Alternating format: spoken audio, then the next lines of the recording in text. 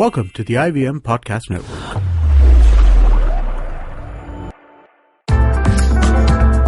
You're listening to Pao Bites with the Daily Pao. Welcome to Pao Bites, and we're the Daily Pao. We're a Bombay-specific culture and food website, and this is our series of mini episodes of podcasts, and we run this in the weeks between our fortnightly podcast, which is called the Paodcast. Yeah. Oh, and by the way, there are three of us. I'm Pranati. I'm Amit. And I'm Purva. And today we'll be talking about Ramzan. We'll be telling you where to eat in Mohammed Ali Road during Ramzan. I do want to ask, first of all, why Ramzan? As all my life, Ramadan. I have known to it as like Ramadan. But I suppose that's because I grew up in the Gulf.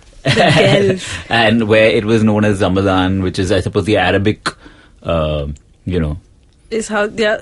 Well, I don't know. I mean, over here, it's always been Ramzan or Ramadan. It's interchangeable. Yeah. But, Purva, I mean, tell us where to eat. Okay, so, well, everybody talks about Mohammed Ali Road, and that's what we're going to be talking about in this mini episode as well. But that said, there are other places that you can go to. We actually there's like this whole sort of pocket of great Ramzan food in Kurla. You'll find it in Mahim. But yeah, obviously, like Mohammed Ali Road, because it's like a sort of a 365-day attraction with most people who like eating out. It's also sort of a traditional thing. And I think it has a sort of, there's a festive element around it. There's a lot of, I would say, varieties both places. But I think Mohammed Ali Road, because, just of its location and everything, I think, and because of its, so much has been written about it that I think it's become... And also because, look, I haven't been to Kurla, but if you go to Mahim, that's like it's a street, right? It's a street with traffic and stuff like that. Mohammed Ali Road, you're walking, there's no... Yeah, it's still there's pretty also, close. No, but there's what I mean to say, there's a lot of like food all around you, because in Mahim it's mostly restaurants, right? No, my point is just, there are restaurants, and I think there's enough to eat in Mahim as well. But my point was just that there are other places. Yeah, no, for sure. We are sort of recapping what's there in Mohammed Ali Road, and I'll just get started. So these are just some of our picks. I'll tell you the ones that I've been to, and y'all can, help me out a bit. So there's Surti Barahandi, which is quite popular. Basically, they keep like these 12 handis are sort of lodged into the ground, sort of, and they're like, everything is slow cooking in that. So the paya there is really good. The nali is pretty good there as well, and you can get this with khamiri roti. Okay, for somebody who has not really eaten these kind of things, what is... Well, a lot of it is... paya is like a goat stew, a spicy goat stew. It's goat straws, essentially. Yeah, and khamiri roti is like this leavened bread, so they sort of well paired. I think that a lot of this is a lot of meat, a lot of offal you'll get in Mohammed Ali Road. I'm less adventurous with offal. I'm admitting this as a food writer. Brain is something I like. Kaleji I don't mind, but I don't really try tongue and stuff like that. And you'll see a lot of that. You'll see tongue pakoras and what do they call those? Goat balls. Kapura. There's a lot of kapura, and there's also one thing, and I actually quite like a lot of offal, but there's one thing that even I can't stand, and it's pancreas. Okay. So they sort of chop it up and they mix it with this chana thing, and it's called pyali because it's served in a sort of ceramic bowl. Mm-hmm. And it's quite disgusting, but very popular. But why? Is it an acquired taste? I suppose it is an acquired taste, and more than the taste, it's really the texture of the meat, which you have to get used to. So if you're used to eating your normal boti meat, it has a slightly slimy texture, like kaleji, but also different. Yeah. And where do you get that? So you'll see it all over Mohammed Ali Road. Okay, because these are mostly stalls. Yeah, right? and pushcarts. There are people selling pyalis. So then there's Noor Mohammadi, which is you'll get Shami kebabs and nali again. Nali nihari you'll get at a bunch of places. Prawn, you mentioned that you've eaten There's a place called Chinese and Grill. Yes, which also does great tikkas.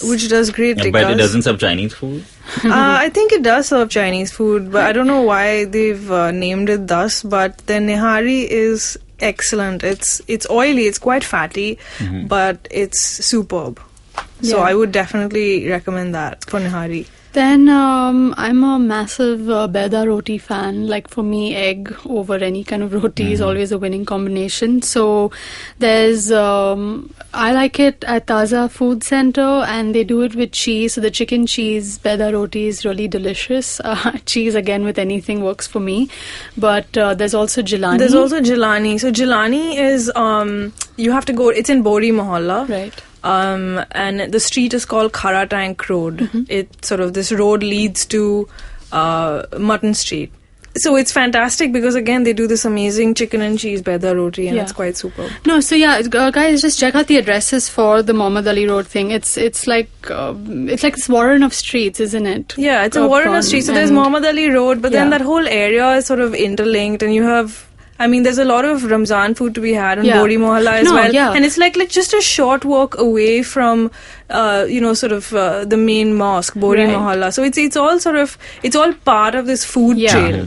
And there's more. So how can you not talk about dessert? I mean, no. There's more food as well. So you can, there's something nice to be eaten at practically every stall. It's just that some names sort of stand out because they have advertised and they have proper boards and everything. There's Al Madina fast food for Sikh kebabs, and they put them in the with pao with mint leaves, just like how Sarvi would do their Sikhs.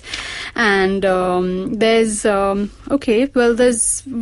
like this sort of a nameless stall selling khichda. It's just at the end of Mohammed Ali Road, so it's nice. Like this guy just sitting with this big sort of patela, and he's just ladling khichda into your plate. So then these are open all night?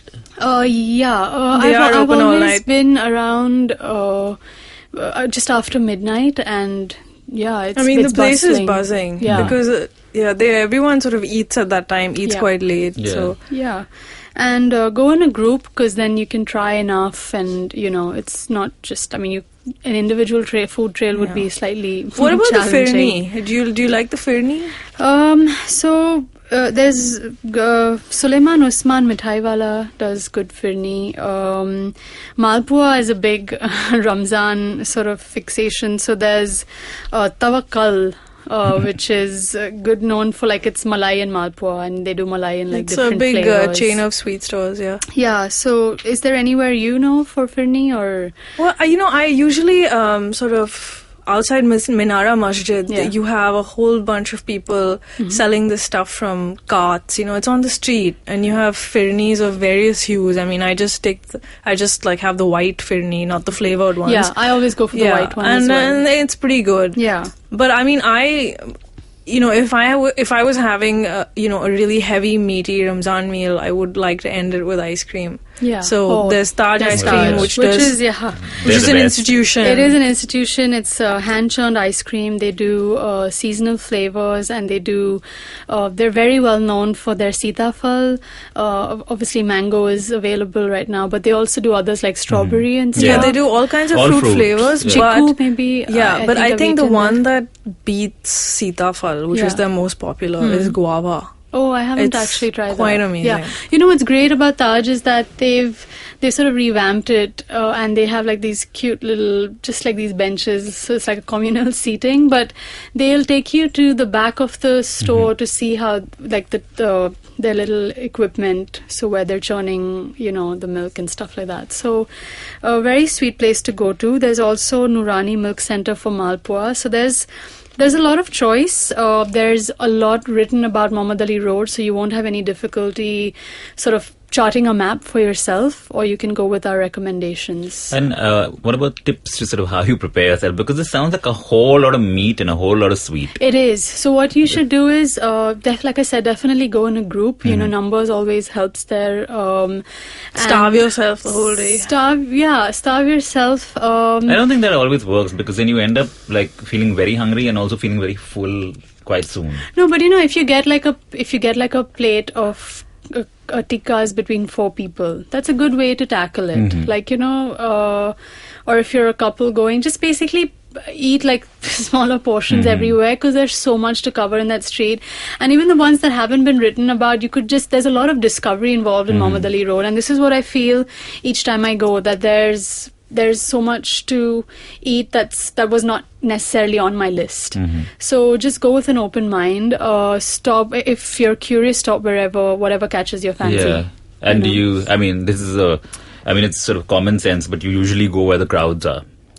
Yes, always. And don't go where there are pictures of food put up. That's some golden rules of food that I follow. Which is a tourist, that's how they tell you to avoid tourist traps, right? Yeah. Because So Mohammed Ali Road, guys. These are our picks. Happy eating. That's all for this episode of Pao Bites. See you next week. If you like listening to the Paodcast, check out Geek Fruit. Hosted by Uber geeks Tejas Menon and Jishnu Guha, this show talks about geek culture from an Indian perspective. Star Wars, comic books, science fiction and fantasy, TV shows and more. Good evening, ladies and gentlemen. This is your captain speaking. Sorry to say, but there's been a slight delay due to the apocalypse having suddenly begun. As you can see, there's death, destruction, and chaos taking place all around us. But don't you worry, food and drinks will be served shortly, and I would recommend checking out IVM Podcasts to get some of your favorite Indian podcasts. We'll keep you going till this whole thing blows over. Thank you.